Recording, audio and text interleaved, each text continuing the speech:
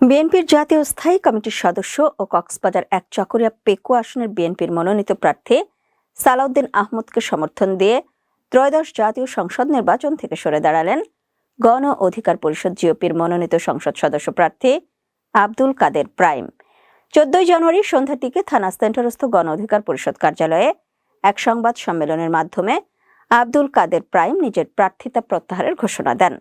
সংবাদ সম্মেলনে আব্দুল কাদের প্রাইম বলেন, আমি গত 29 ডিসেম্বর 2025 তারিখে চকরিয়া উপজেলা সহকারী রিটার্নিং কর্মকর্তার কার্যালয়ে যথাযথভাবে আমার মনোনয়নপত্র দাখিল করি এবং 2 জানুয়ারি 2026 তারিখে কক্সবাজার জেলা রিটার্নিং কর্মকর্তার কার্যালয়ে যাচাই বাছাই শেষে আমার মনোনয়নপত্র বৈধ ঘোষণা করা হয়।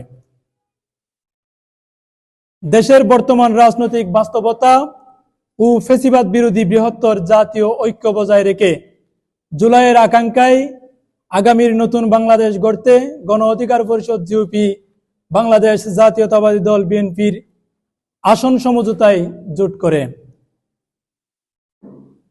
তাই আমি দলীয় সিদ্ধান্তে এবং গণ অধিকার পরিষদের সম্মানিত শ্রদ্ধাভাজন সভাপতি আমার নেতা জনাব নুরুল হক নূর মহোদয়ের নির্দেশনায় আমি কক্সবাজার 1 চকরিয়া পেকুয়া আসন থেকে আমার প্রার্থিতা প্রত্যাহার করে এই আসনে বিএনপির মনোনীত সংসদ সদস্য পদপ্রার্থী বিএনপির জাতীয় স্থায়ী কমিটির সদস্য জনাব সালাউদ্দিন আহমেদকে সর্বাত্মক সমর্থন জানাচ্ছি।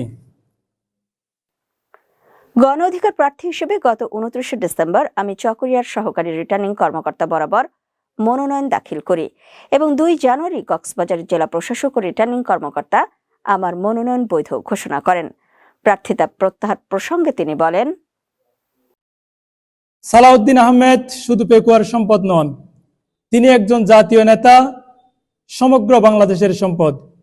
তাই আমি মনে করি দলমত নির্বিশেষে চকরিয়া পেকুয়ার জনগণের ভোট দিয়ে জনাব সালাউদ্দিন আহমেদকে জয়যুক্ত করা উচিত। সম্মানিত সাংবাদিক বৃন্দ, আমাদের আজকের এই সিদ্ধান্ত কোনো দুর্বলতা নয়, এটি দায়িত্বশীলতা, রাজনৈতিক পরিপক্কতা।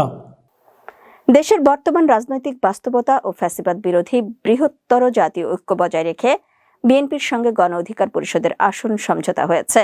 দলীয় সিদ্ধান্ত দলের সভাপতি নুরুল হক নূরের নির্দেশে আমি প্রার্থিতা প্রত্যাহার করে এই আসনে বিএনপির মনোনীত প্রার্থী ও বিএনপির জাতীয় স্থায়ী কমিটির সদস্য সালাউদ্দিন আহমদকে সর্বাত্মক সমর্থন জানাচ্ছি।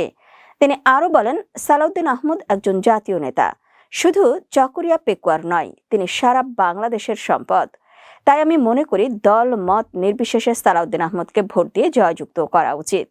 এই সিদ্ধান্ত কোনো দুর্বলতা নয় উল্লেখ করে আব্দুল কাদের প্রাইম বলেন, এটি দায়িত্বশীলতা, রাজনৈতিক পরিপক্কতা এবং ফ্যাসিবাদ বিরোধী ঐক্যের প্রতি আমাদের অঙ্গীকারের বহিঃপ্রকাশ।